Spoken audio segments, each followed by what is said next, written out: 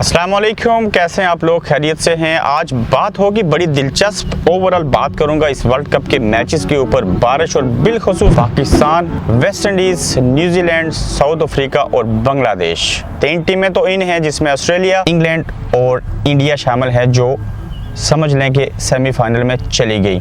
अब बाकी टीमों में से कौन सी टीम जाएगी और पाकिस्तान किस तरह से जा सकता है, कि अब बारिश पाकिस्तान के मैचेस को इफेक्ट कर सकती है, तफसील के साथ आज मैं आपको ये क्लियर कर दूंगा कि कौन सी टीम बाकी 4 टीमों में से चौथी टीम होगी जो सेमीफाइनल खेलेगी। सबसे पहले बात करते हैं कि टोटल मैचेस अब तक जो हैं वर्ल्ड कप के वो 23 मैचेस हो चुके हैं। इन मैचेस के दौरान जो है 9442 रन बने, 284 विकेटें अब तक ली गई, 156 सिक्सर लगे, 50 यहाँ पे बनाई गई, स्कोर किए गए, जिसमें से टॉप स्कोरर जो है वो बांग्लादेश के हैं, जिनको हम अक्सर कहते हैं कि ये सरप्राइज करते हैं। लेकिन देख लेंगे 384 के साथ शकीब उल हसन जो है वो पहले नंबर पे हैं। इसी तरह सबसे बड़ी सेंचुरी जो है वो जोसन रॉय ने 153 रन किए, हाईएस्ट स्कोर किसी भी इनिंग्स में। पाकिस्तान के लिए मोहम्मद आमिर जो बीमार थे लेकिन आए, लेकिन बेस्ट विकेट टेकर है 13 विकेटों के साथ।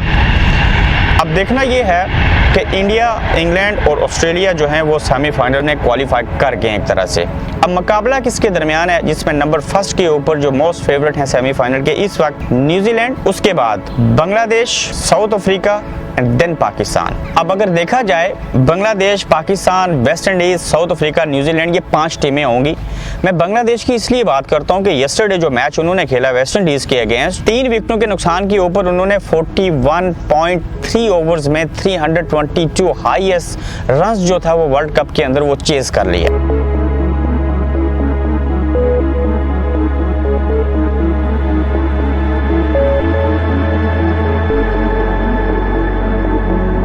बांग्लादेश वो टीम है जिसने 2015 के वर्ल्ड कप में मेरे ख्याल से इंग्लैंड को हरा के सेमीफाइनल के लिए क्वालिफाई किया था, और इस बार भी बांग्लादेश में, अब ये नहीं कहूँगा वो सरप्राइज करेगा, बल्कि बांग्लादेश की टीम जो है वो कुछ भी कर सकती है, हो सकता है कि वो भी सेमीफाइनल का हिस्सा हो।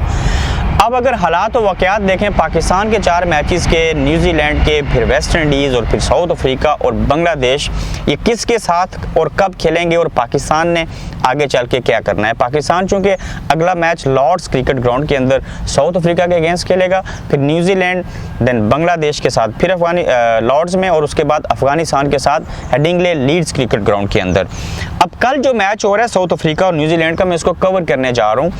उसमें हमने क्या देखना है कि साउथ अफ्रीका और न्यूजीलैंड में से कल अगर न्यूजीलैंड हार जाता है और साउथ अफ्रीका जीतता है तो साउथ अफ्रीका को कोई फ़ायदा नहीं है उस तरह से, उसका फ़ायदा डेफिनेटली बराह रास्त पाकिस्तान को होगा।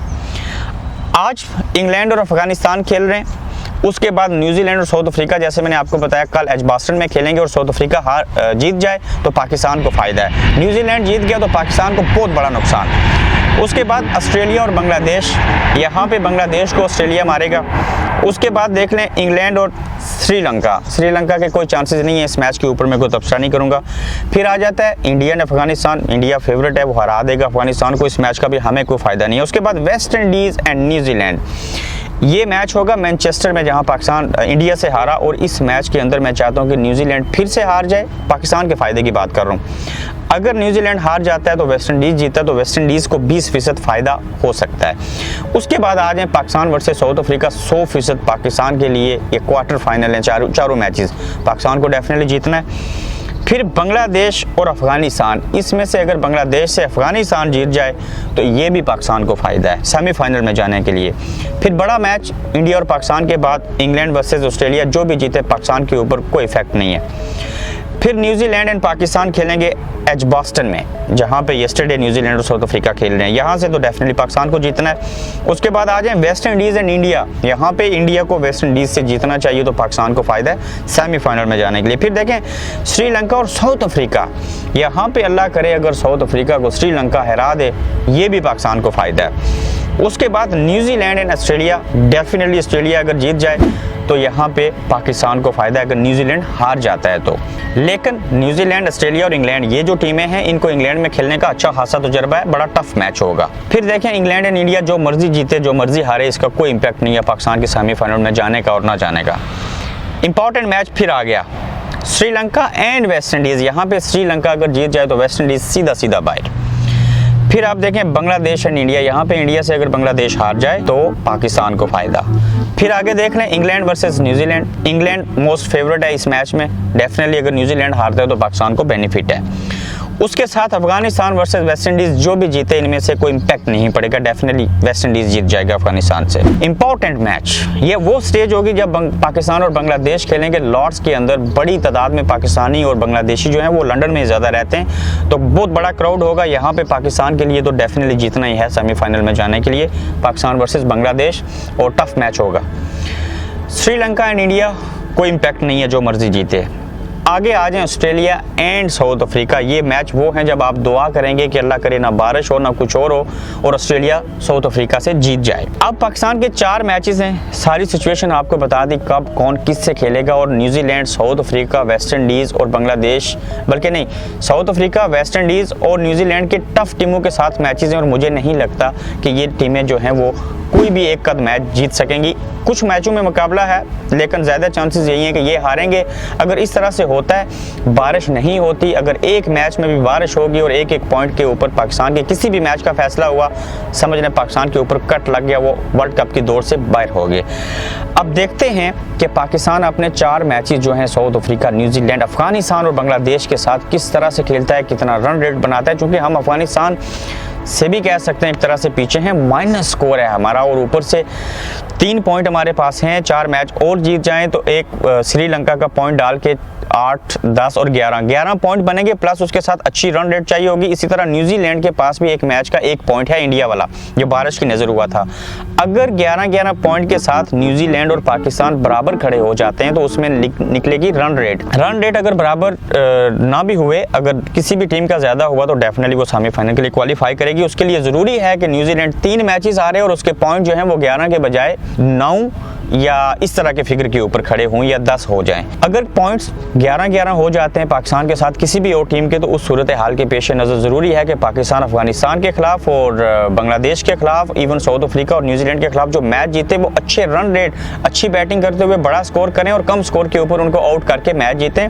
अगर बाद में खेलते हैं तो कुछ ओवर रहने से पहले मैच जीत जाएं। पाकिस्तान के लिए डू एंड डाई की पोजीशन है चारों मैचेस, उनको पॉइंट्स भी चाहिए, मैच जीतना है, उनको रन रेट बड़ा करना है, टीम को पहले खेलते हुए बड़ा स्कोर करना और दूसरी टीम को आउट करते हुए कम रन्स के ऊपर आउट करना है। अब देखना ये है कि ये वर्ल्ड कप जो है वो 92 की तरह की स्टोरी तो रिपीट कर रहा है किसी हद तक, लेकिन मज़ीद अगर बारिश होगी तो पाकिस्तान के लिए रहमत के बजाय जहमत बन जाएगी। इन हालात के पेश नज़र पाकिस्तान आप लोगों को, देखने वालों को, करोड़ों लोग हैं, उनको ये बताना था कि सारी सिचुएशन क्या है, पाकिस्तान करेगा क्या। अगली वीडियो में आपको ये सारी कहानी बताऊँगा। ये जो आप टीवी के ऊपर खबरें देखते हैं ना, सरफराज ने आके डांटा, ये बात हुई, फलां चीज़ हुई, सरफराज के ऊपर तनकीद मत कीजिए। वो मजबूर है, वो सारे फैसले खुद नहीं कर सकता। टीम के अंदर किसी हद तक लाइकिंग डिसलाइकिंग भी है, उसके बावजूद देखते हैं अल्लाह करे कि शोएब मलिक जैसी बला को टीम से बाहर निकालें, उससे तो आसिफ लख दर्जे बेहतर है।